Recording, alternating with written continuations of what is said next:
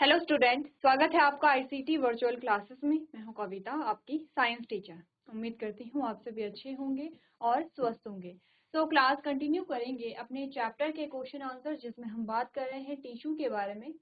और हम यहाँ पर टिश्यू से रिलेटेड क्वेश्चंस को सॉल्व कर रहे हैं। तो सबसे पहले जब हमने क्वेश्चंस को स्टार्ट किया था तो हमने चैप्टर की एक समरी देखी थी कि चैप्टर में आप जो टिश्यू है उसके बारे में क्या क्या पढ़ने वाले हैं। प्लांट टिश्यू के टाइप्स और एनिमल टिश्यू के टाइप्स की हमने बात की थी। सबसे पहले रिवाइज करेंगे उन क्वेश्चंस को जो आपने यहाँ पर सॉल्व किए हैं प्रीवियस लेक्चर में। देन आगे के जो क्वेश्चंस हैं उनके बारे में बात करेंगे। चलिए, सबसे पहला जो क्वेश्चन हमारे पास आता है वो है which of the following tissue has dead cell. यानी कि निम्नलिखित में से किस ऊतक के पास क्या होती है, मृत कोशिकाएं पाई जाती है। हमने कहा स्क्लेरेन्काइमा। ठीक है, हमारा जो आंसर आया है वो है स्क्लेरेन्काइमा। अब यहाँ पर सिर्फ ऐसा नहीं है, क्योंकि हम प्रैक्टिस कर रहे हैं, रिवीजन कर रहे हैं, तो सिर्फ ऐसा नहीं है कि आप स्क्लेरेन्काइमा आपने जो ऑप्शन है वो चूज कर लिया, आपका क्वेश्चन पूरा हो गया है। आपको स्क्लेरेन्काइमा के बारे में सारी चीजें समझनी है। स्क्लेरेन्काइमा कहाँ पाया जाता है, स्क्लेरेन्काइमा के क्या क्या फंक्शंस होते हैं, स्क्लेरेन्काइमा के क्या क्या स्ट्रक्चर यहाँ पर आपको मिलते हैं। इसी के साथ हमारे पास तीन और ऑप्शन आते हैं, जैसे पैरेन्काइमा है, कॉलेन्काइमा है और एपिथेलियल टिश्यू है। तो आपने कहा पैरेन्काइमा एंड कॉलेन्काइमा जो है वो क्या है, सिंपल परमानेंट टिश्यू के टाइप्स होते हैं। और अगर एपिथेलियल टिश्यू की हम बात करें तो एपिथेलियल टिश्यू क्या है, यहाँ पर आपने कहा जंतु ऊतक है। एपिथेलियल टिश्यू का अगर हम फंक्शन देखें तो सबसे पहला आता है प्रोटेक्शन, और एब्जॉर्प्शन आता है, सिक्रेशन यहाँ पर आता है। ठीक है, तो ये सारे जो पार्ट्स होते हैं वो कौन बनाता है, या जो एपिथेलियल टिश्यू है उसकी जो लोकेशन है उसी के बेसिस पे हमने कहा कि अलग अलग टाइप के क्या होते हैं यहाँ पर जो एपिथेलियल टिश्यू है वो होते हैं, और उनके फंक्शन भी उसी के अकॉर्डिंग अलग अलग यहाँ पर होते हैं। ठीक है, चलिए आगे बढ़ते हैं अगले क्वेश्चन पे। अगला क्वेश्चन आपसे पूछा गया था कि आपको इनकरेक्ट सेंटेंस यहाँ पर ढूंढना था, जिसमें सबसे पहला जो क्वेश्चन हमारे पास आया है जिसमें कहा गया है parenchymatous tissue have intercellular space. जो पैरेन्काइमा के क्या होते हैं, जो ये पूरा पैरेन्काइमा का टिश्यू है, ये पैरेन्काइमा की सेल है, इनके बीच में क्या होता है, इंटरसेलुलर स्पेस होता है। हमने कहा क्या ये कथन सत्य है या असत्य। आपने कहा बिल्कुल, ये जो कथन है आपका करेक्ट है, सही है। ठीक है, सेकेंड हमने कहा जो बी ऑप्शन आपके पास आता है, collenchymatous tissue are irregularly thicken at the corner. जो यहाँ पे कॉलेन्काइमा के जो टिश्यू है, ध्यान रखिए पैरेन्काइमा अगेन आपका क्या आता है, सिंपल परमानेंट टिश्यू है। कॉलेन्काइमा अगेन आपका क्या आता है, सिंपल परमानेंट टिश्यू है। आपने कहा इनके जो यहाँ पर सेल्स के जो कॉर्नर होते हैं वो ठीक होते हैं। ठीक है, आपने कहा ये कथन सत्य है या असत्य है, बिल्कुल सत्य है। तीसरा ऑप्शन कह रहे हैं apical and intercalary meristem are permanent tissue, जो कि हमने इस इमेज में देखे थे। क्या ये परमानेंट टिश्यू, हमने कहा नहीं, ये परमानेंट टिश्यू नहीं है, ये मेरिस्टेमेटिक टिश्यू है या विभजोतक ऊतक है। ठीक है, अब यहाँ पर विभजोतक तो हमने कहा हमारा आंसर हमें मिल जाते हैं, लेकिन जब भी आप एमसीक्यूज को सॉल्व कर रहे हो ध्यान देखिए, पहले तो आप स्टेटमेंट अच्छे से पढ़ेंगे कि क्या स्टेटमेंट आपके पास आई है।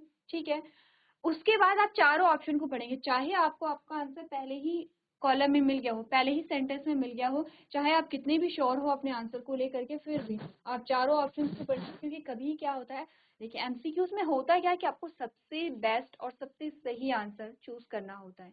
एग्जाम में क्वेश्चन कैसे आते हैं कि आप देखेंगे कि चार में से दो या तीन क्वेश्चन तो हमें सही लग रहे हैं, हो सकते हैं कि इसका आंसर है, लेकिन आपको सबसे सटीक और सबसे सही आंसर चूज करना है। तो मे बी आपका आंसर पहले ही कॉलम में या पहले ही सेंटेंस में आपको मिल गया हो, लेकिन इससे ज्यादा जो सही कथन है वो आपको ऑप्शन नंबर डी में मिले।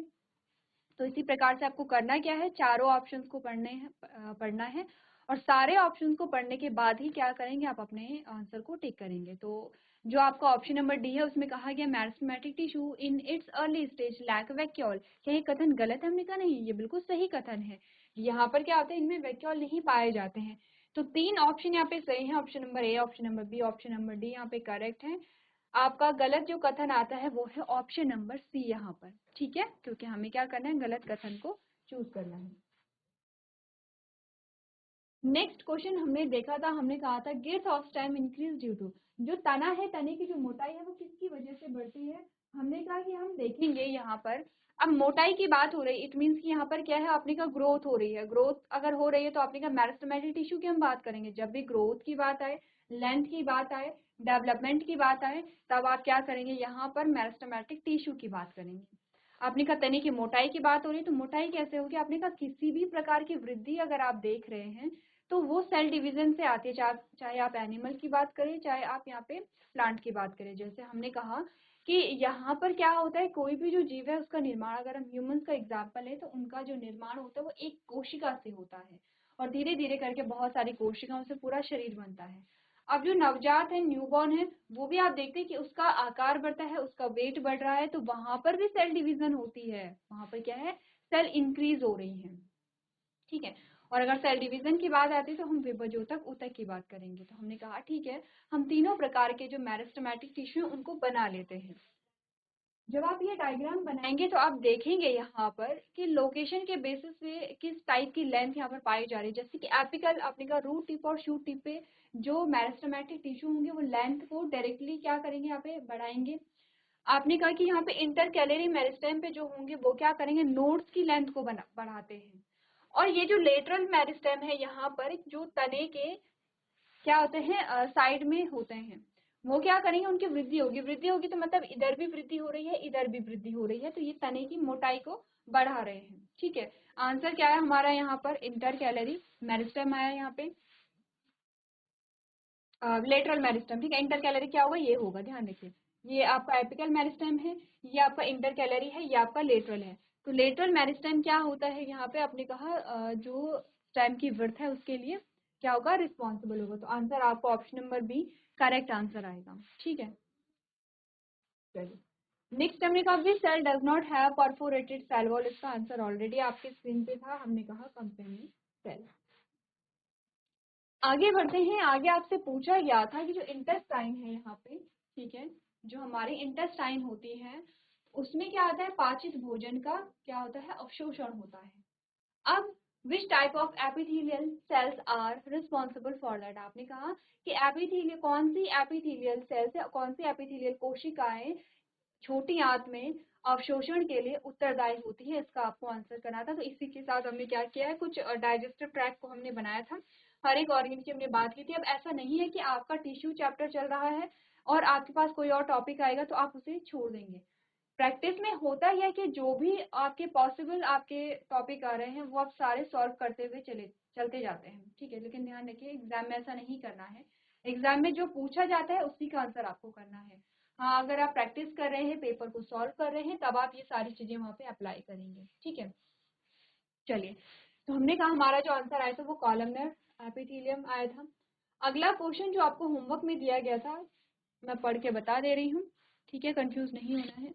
आपसे पूछा गया, person met with an accident in which two long bones of hand were dislocated. एक व्यक्ति है जिसका एक एक्सीडेंट हो जाता है, उसमें उसकी जो दो बोन होती हैं, हाथ की जो लंबी बोन होती हैं, वो आपस में डिसलोकेट हो जाती हैं या टूट जाती हैं। ठीक है। अब इसमें क्या होता है, हमने कहा which among the following may be possible reason. आपने कहा इनमें से क्या पॉसिबल रीजन हो सकता है। तो हमने कहा कि क्या ऑप्शन पढ़ लेते हैं, क्या उसमें टेंडन ब्रेक होता है, क्या स्केलेटल मसल्स ब्रेक होती है, क्या लिगामेंट ब्रेक होता है, या एरियोलर टिश्यू ब्रेक होता है।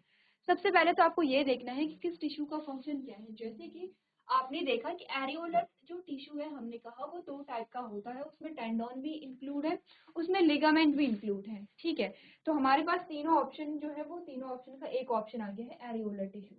फिर आता है हमारे पास एक इससे हटके, वो है लिगामेंट, वो है स्केलेटल मसल। तो हमने कहा था कि हमारे पास आए हैं कनेक्टिव टिश्यू के एग्जाम्पल, कनेक्टिव टिश्यू में एरियोलर के एग्जाम्पल आए हैं। ठीक है, क्लियर है। और हमारे पास सेकंड जो ऑप्शन आया है वो है मस्कुलर टिश्यू। अब मस्कुलर टिश्यू और कनेक्टिव टिश्यू का फंक्शन क्या होता है, ध्यान रखिए।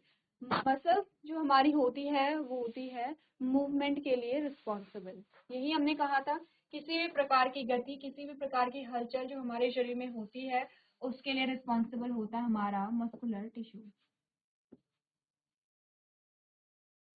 ठीक है, मूवमेंट के लिए। अब हमने कहा यहाँ पर आप वरना कंफ्यूज हो जाएंगे बहुत सारा लिख के। अब हमने कहा जो मस्कुलर टिश्यू है वो आपके मूवमेंट या गति के लिए क्या है, उत्तरदायी है। यहाँ पर लिख देती हूँ मैं, ये क्या है, मूवमेंट के लिए रिस्पॉन्सिबल है। अगर कनेक्टिव टिश्यू की हम बात करें तो इसका नाम क्या है, संयोजी ऊतक। कनेक्टिव टिश्यू को क्या कहा जाता है,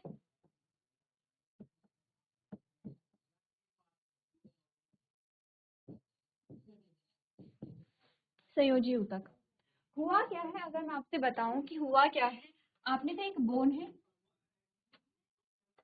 इस प्रकार से।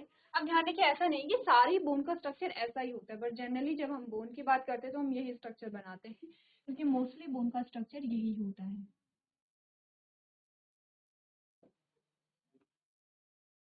ठीक है, हुआ क्या है कि ये बोन है, ये डिसलोकेट हो गई है, तो आपने कहा कि एक दूसरे से क्या हो गई है, इस प्रकार से अलग हो गई है। ठीक है, अब यहाँ पर बोन जो है वो अलग हुई है, तो यहाँ पर क्या मूवमेंट से रिलेटेड है या ये कनेक्शन से रिलेटेड है। अगर आपने ध्यान से चीजों को समझा है और आप ध्यान से चीजों को पढ़ रहे हैं तो ये कनेक्शन से रिलेटेड है। ठीक है, क्योंकि हमने कहा मूवमेंट वो होती है जो नेसेसरी है, यहाँ पर जो हमारी बॉडी के लिए या हमारे लिए क्या है यहाँ पे इम्पोर्टेंट है। जैसे कि हम चल रहे हैं तो वो भी नेसेसरी है। ठीक है, वो हमारी क्या है यहाँ पे बेसिक नीड में शामिल आता है कि हम चलेंगे नहीं तो किस प्रकार से हम अपना पोषण करेंगे, क्योंकि जब चलते हैं तो आप अपने फूड को ढूंढेंगे, अपने फूड के लिए आप जो भी एक्टिविटीज यहाँ पर करेंगे। आपने कहा आपका जो हृदय है वो धड़क रहा है, तो ये क्या है, नेसेसरी है, बेसिक नीड है हमारे कि हमें जीवित रहने के लिए हमारे हार्ट को काम करना पड़ेगा। आपने कहा आप खा रहे हैं, तो वो भी बेसिक नीड है कि आपके जो डाइजेस्टिव ट्रैक में मूवमेंट हो रहा है, क्योंकि जब तक भोजन का पाचन नहीं हुआ है तब तक आपको एनर्जी नहीं मिली है। तो जो भी हम मूवमेंट देख रहे हैं मस्कुलर टिश्यू में, मस्कुलर टिश्यू की वजह से या मस्कुलर टिश्यू में जो भी मूवमेंट होते हैं वो क्या होते हैं, नेसेसरी होते हैं। अगर हम इसे मूवमेंट से देखते हैं कि एक बोन है और ये अलग हो गई है, तो आपने कहा यहाँ पे भी तो मूवमेंट हुई है, लेकिन ये अननेसेसरी, ऐसा नहीं था। हम ये नहीं चाहते थे कि हड्डी टूट जाए और उसमें मूवमेंट हो। ठीक है, हाँ वो अलग बात है कि जोड़ है, ठीक है, जो हमारी बॉडी में जोड़ होते हैं, जॉइंट्स होते हैं, उनकी वजह से क्या होता है यहाँ पे मूवमेंट पाई जाती है, क्योंकि इस मूवमेंट की वजह से क्या हुआ है, डैमेज हुआ है। ठीक है, हमें पेन हुआ है और अब हम नॉर्मल एक्टिविटीज नहीं कर पा रहे हैं, तो ये अननेसेसरी मूवमेंट है। ठीक है, तो हमने कहा ये मूवमेंट से रिलेटेड नहीं होगा, ये होगा कनेक्शन से रिलेटेड, क्योंकि दो बोन जो है वो कनेक्टेड है आपस में। ठीक है, और अब उनका कनेक्शन टूट गया है, अब वो एक दूसरे से क्या हो गए हैं, यहाँ पे हट गए हैं। तो हमने कहा कि यहाँ पे ऑप्शन नंबर बी को तो आप हटा लेंगे, ऑप्शन नंबर बी तो हमारा आंसर नहीं होगा। ठीक है, यानी कि ये जो हड्डियां हैं और हड्डियों का डिसलोकेट होना है वो मसल्स या मूवमेंट से रिलेटेड नहीं है। अब हमारे पास आते हैं ऑप्शन 3, जिसमें हमने कहा कि एरियोलर जो है वो दो प्रकार का होता है। आपने कहा कि ऑप्शन नंबर डी, अगर हम कहें कि एरियोलर ब्रेक हो गया है, एरियोलर ब्रेक होने का मतलब है कि टेंडोन भी ब्रेक हुआ है और लिगामेंट भी ब्रेक हुआ है। कई केसेस में ऐसा हो सकता है, लेकिन हमें जो सिचुएशन दी गई है सिर्फ हमें इतना बताया गया कि हड्डियां डिसलोकेट हुई हैं। ठीक है, हमें ये नहीं बोला गया कि मसल्स डैमेज हो गई है, मसल्स का कहीं नाम नहीं है, सिर्फ हड्डियों की बात की गई है। तो हमने कहा कि हम जाएंगे उस ऑप्शन पे जो पर्टिकुलरली होगा बोन के लिए। तो हमने दो चीजें पढ़ी थी, हमने कहा था टेंडोन और लिगामेंट दोनों ही कनेक्टिव टिश्यू है, दोनों का काम है कनेक्शन करना। अगर हम बात करें यहाँ पे लिगामेंट की, तो हमने कहा लिगामेंट जो है वो रिलेटेड होगा बोन से, क्योंकि लिगामेंट क्या करता है, दो बोन को जोड़ने का जो काम करेगा वो लिगामेंट करेगा। तो बीच में आपने कहा लिगामेंट क्या कर रहा है, गम का काम कर रहा है, जो गोंद होता है। ठीक है, अगर हम बात करें टेंडोन की, तो आपने कहा टेंडोन क्या करता है, हड्डी को मसल से जोड़ रहा है, ये भी कनेक्शन का काम कर रहा है, ये भी जोड़ने का काम कर रहा है, लेकिन बोन को मसल से जोड़ेगा। ध्यान रखिए, दोनों में क्या है, डिफरेंस है। बोन को मसल से जोड़ना और बोन को बोन से ही जोड़ना दो अलग अलग काम है। तो आपने कहा लिगामेंट क्या करेगा, जिसे हमने BLV से याद रखा था, आपको ध्यान होगा क्या बोला था, BLV, B for bone, L for ligament and B for bone. अब हुआ क्या है, यहाँ पे स्टेटमेंट क्या दी गई है कि जो बोन है वो डिसलोकेट हुआ है, बोन क्या हुई है, टूटी है यहाँ पर, यानी कि दो बोन एक दूसरे से क्या हो गए हैं, डिटैच हो गए हैं। तो हमने कहा क्या हुआ है, यहाँ पे क्या टूटा है, लिगामेंट यहाँ पर ब्रेक हुआ होगा। तो आंसर हमारा क्या आएगा यहाँ पे, ऑप्शन नंबर सी आएगा। शायद आपको क्लियरली विजिबल ना हो, लेकिन आपका ऑप्शन नंबर सी क्या होगा, यहाँ पे करेक्ट आंसर होगा। चलिए, ठीक है, ऑप्शन नंबर सी आपका करेक्ट आंसर होगा और आप इसे अपनी कॉपी में नोट कर सकते हैं। तो आगे बढ़े, ये क्वेश्चन आपके होमवर्क में था, आप लोगों में से सभी बच्चों ने क्या किया होगा, इसे सॉल्व किया होगा। क्वेश्चन नंबर 7 पे चलते हैं, जो हमारा आज का क्वेश्चन आता है। ध्यान देखिए, ये एक अच्छा क्वेश्चन है और इसे हम पहली बार सॉल्व नहीं कर रहे हैं, ये पहले भी हमने सॉल्व किया है, लेकिन क्वेश्चन अच्छा है। इस क्वेश्चन से आप समझेंगे कि आपने कितना समझा है चैप्टर को, क्योंकि कुछ चीज़ें ऐसी होती है कि जो हम रट करके याद कर लेते हैं। ये पूरा अंडरस्टैंडिंग बेस्ड क्वेश्चन है, जिसे सबसे पहले हम पढ़ेंगे। यहाँ पर मैं कुछ टाइम दूंगी आपको, आप एनालाइज करेंगे इसके आंसर को और उसके बाद यहाँ पर इसको सॉल्व करेंगे। सबसे पहले स्टेटमेंट कहती है कि while doing work and running, जब हम क्या करते हैं, काम कर रहे होते हैं, जब हम भाग रहे होते हैं, इन शॉर्ट जब हमारी बॉडी में कोई ना कोई मूवमेंट होती है, you may move your organs like hands, legs etcetera, which among the following is correct. आपने कहा जब भी हम कोई काम करते हैं, जब भी आप चल रहे हैं, दौड़ रहे हैं, तो आप अपने ऑर्गन्स को मूव करते हैं, जैसे अपने हाथों को, अपने पैरों को आप मूव करते हैं। निम्नलिखित में से कौन सा जो ऑप्शन है वो करेक्ट है, किसके बेस पे, मूवमेंट के बेस पे। ठीक है, अब हमें क्या बोला गया है, move muscles contract and pull the ligament to move the bone. आपने कहा ये मूवमेंट क्यों हो रहे हैं, ये हमें 4 ऑप्शन बताते हैं। हमने कहा जब भी हम कोई मूवमेंट कर रहे हैं तो हमारी बॉडी में क्या है, आपने कहा जब भी हम कोई काम कर रहे हैं या हम भाग रहे हैं तो हमारी बॉडी में मूवमेंट होता है। लाइक अभी मैं बात कर रही हूँ, मैं अपने हाथों को मूव कर पा रही हूँ या मैं चल पा रही हूँ। ठीक है, आपने कहा इन सारे मूवमेंट के लिए पॉसिबल रीजन हमारे पास 4 आए हैं, 4 पॉसिबल रीजन है। इनमें से एक जो सही ऑप्शन है वो आपको बताना है कि क्या रीजन है कि यहाँ पर मूवमेंट होती है। तो पहला ऑप्शन कह रहे हैं कि जो स्मूथ मसल है, ध्यान रखिए हमने बात की थी यहाँ पर, देखिए क्योंकि क्योंकि ये मूवमेंट से रिलेटेड है तो हम बात करेंगे यहाँ पे मसल्स की। मसल्स हमारे पास 3 प्रकार के आए थे, 3 प्रकार के मसल्स हमने पढ़ी थी। कौन कौन सी पढ़ी थी हमने हमने पढ़ी थी यहाँ पर, हमने कहा हमारे पास 3 मसल्स आती हैं। सबसे पहली है स्केलेटल मसल। स्केलेटल मसल जो होती है वो वॉलेंट्री एक्शन या फिर जो ऐच्छिक क्रियाएं हैं उनके लिए रिस्पॉन्सिबल होता है।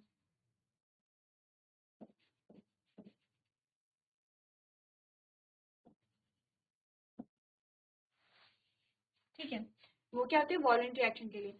स्मूथ मसल्स और कार्डियक मसल्स दोनों ही क्या होते हैं, वॉलेंट्री एक्शन के लिए क्या होती है, रिस्पॉन्सिबल होती है। स्मूथ मसल जो आपकी पाई जाती है वो आपके इंटरनल और विसिरल ऑर्गन में पाई जाती है। कार्डियक मसल जो आपके पाई जाती है वो आपके हार्ट में पाई जाती है। यही सेम चीज हमने प्रीवियस लेक्चर में देखी थी। ठीक है, ये हमारे हार्ट में पाई जाती है। ठीक है, अब पढ़ते हैं। अब आपको बोला गया है कि हमारी बॉडी में मूवमेंट क्यों हुआ होगा। जब, ध्यान रखिए, आपको मूवमेंट के नाम बताए गए हैं। मूवमेंट किस प्रकार का है, जब आप काम कर रहे हैं, जब आप रनिंग कर रहे हैं, तब आप अपने ऑर्गन्स को मूव करते हैं, जैसे अपने हाथों को और अपने पैरों को मूव कर रहे हैं। तो ध्यान से देखिए, मैंने इसीलिए आपको ये चीजें लिखी है कि आपके लिए क्या हो जाएगा, इजी हो जाएगा यहाँ पर अपने ऑप्शन को सिलेक्ट करना। ठीक है, अब हमने कहा कि क्यों ये मूवमेंट होते हैं। आपने कहा स्मूथ मसल्स में कॉन्ट्रैक्शन होगा और वो क्या करेगी, लिगामेंट को मूव करेगी, लिगामेंट को पुल करेगी, यानी कि लिगामेंट को खींचा जाता है क्योंकि लिगामेंट बोन से अटैच्ड है, इसीलिए बोन में क्या होती है, मूवमेंट होती है, इसीलिए हम मूव कर पाते हैं। पहला ऑप्शन तो ये है। दूसरा ऑप्शन कहता है स्मूथ मसल्स में कॉन्ट्रैक्शन होता है और वो टेंडन को खींचता है, टेंडन को पुल करेगा और ये क्या करेगा, फिर बोन को मूव करवाएगा।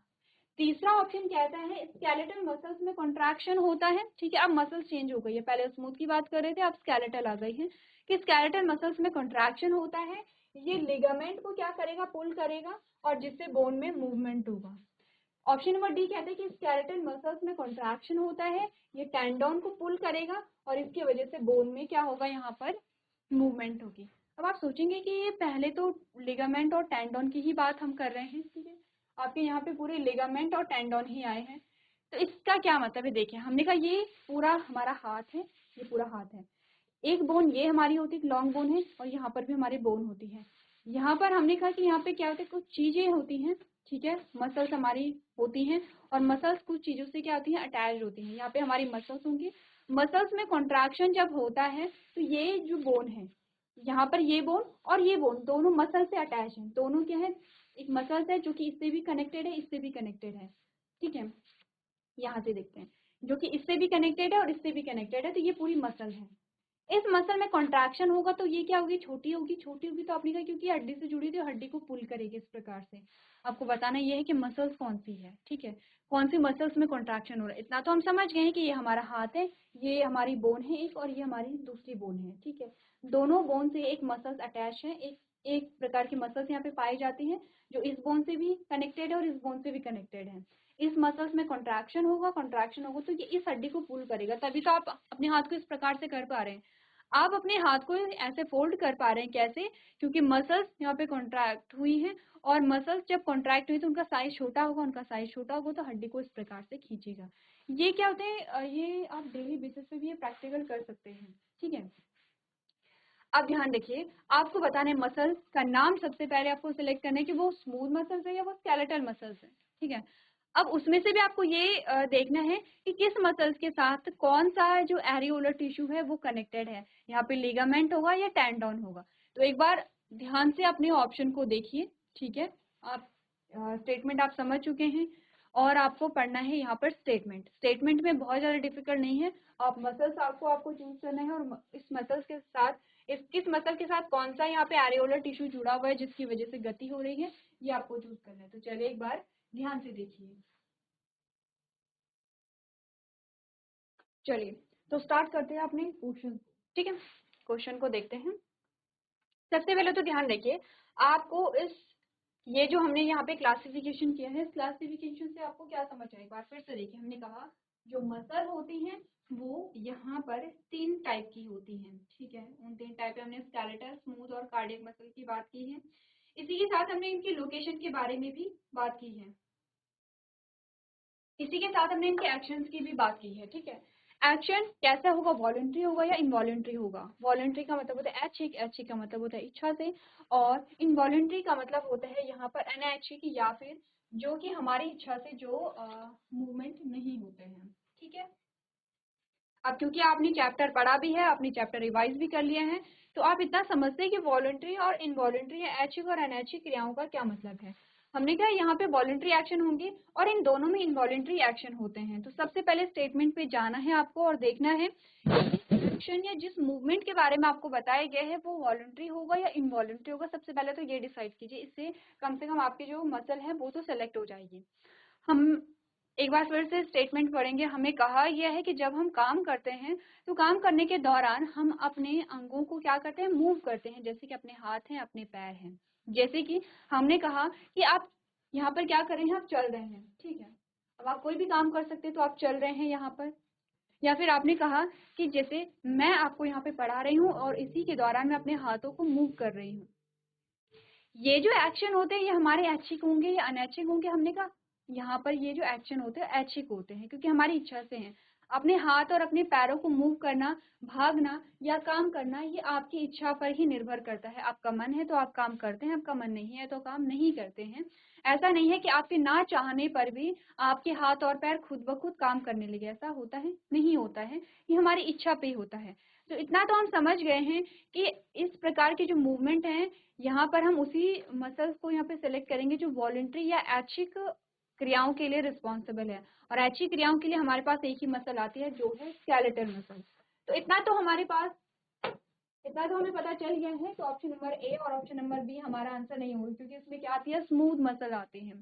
स्मूथ मसल्स का मतलब है कि जो हमारे आंतरिक अंग है, जो हमारे इंटरनल ऑर्गन है या विसिरल ऑर्गन है, उन्हीं में मूवमेंट होती है, उन्हीं की मूवमेंट के लिए ये रिस्पॉन्सिबल होता है। तो हमारे 2 ऑप्शन कट जाते हैं, ठीक है।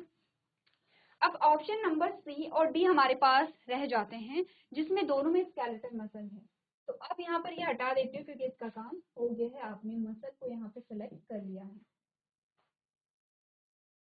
अब यहाँ पे डिफरेंस क्या आता है, आपने कहा यहाँ पे मूवमेंट हुआ क्योंकि स्केलेटल मसल जो है वो कॉन्ट्रैक्ट होती है, तो दोनों में कॉन्ट्रैक्शन होगा, ठीक है। दोनों में कॉन्ट्रैक्शन होगा, यहाँ तक की जो स्टेटमेंट है वो दोनों के लिए सही है।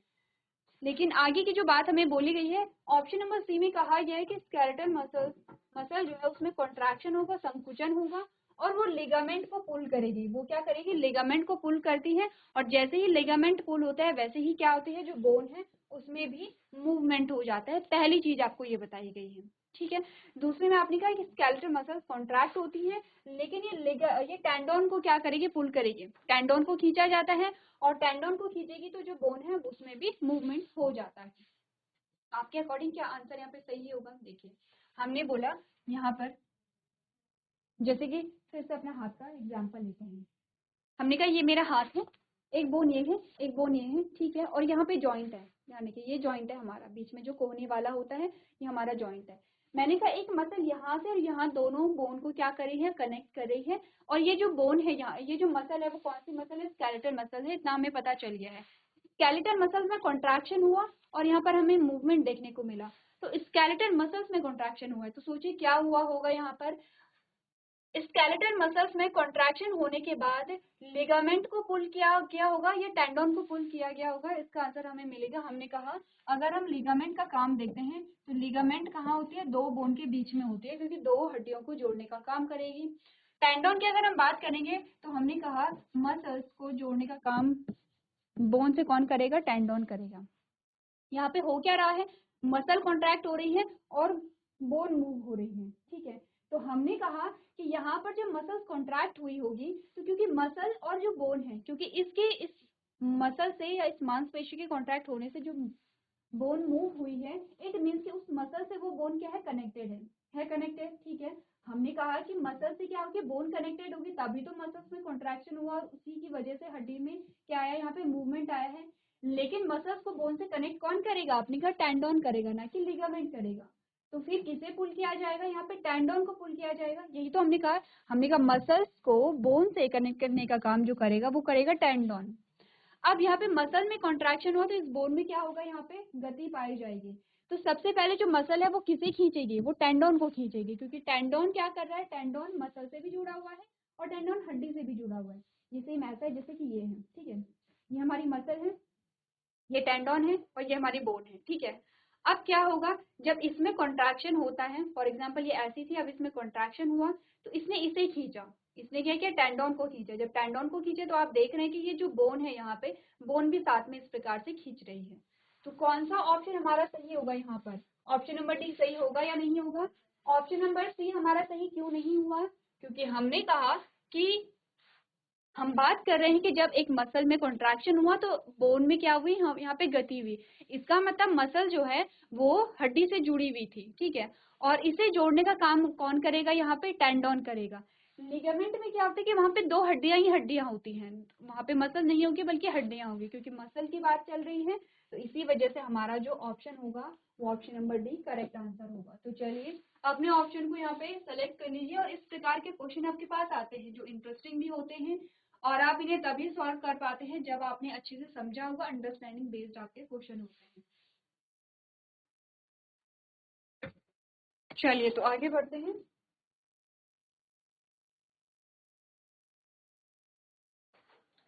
आगे बात करते हैं, आपसे क्वेश्चन नंबर 1 पूछा गया है जिसमें कहा गया है विच मसल्स एक्ट इनवॉलेंट्री, ठीक है।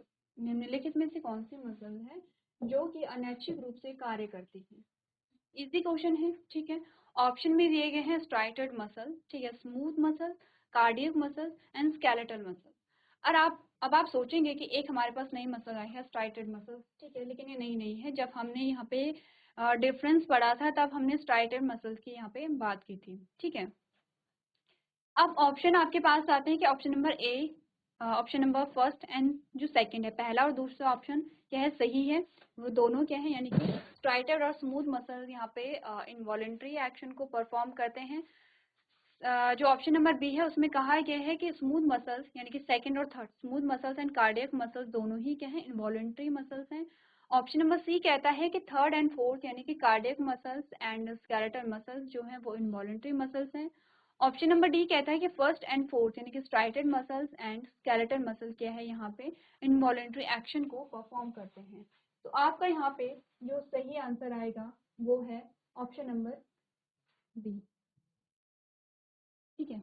जिसमें कहा गया है, ऑप्शन नंबर बी में कहा गया कि second and third smooth muscles and cardiac muscles दोनों ही क्या है, यहाँ पर इनवॉलेंट्री मसल्स हैं। अब कहाँ पाई जाती है इसके बारे में हमने काफी बार यहाँ पे बात कर ली है, ठीक है। तो हमने कुछ क्वेश्चंस को सॉल्व कर लिया है। इसी के साथ आप जो क्वेश्चन है वो लगाते रहेंगे और प्रैक्टिस करते रहेंगे। तो इसके आगे का जो पोर्शन है उसे हम नेक्स्ट लेक्चर में कंटिन्यू करेंगे। तो आज के सेशन में हम इतना ही करेंगे। अभी तक क्लास में बने रहने के लिए आपका धन्यवाद।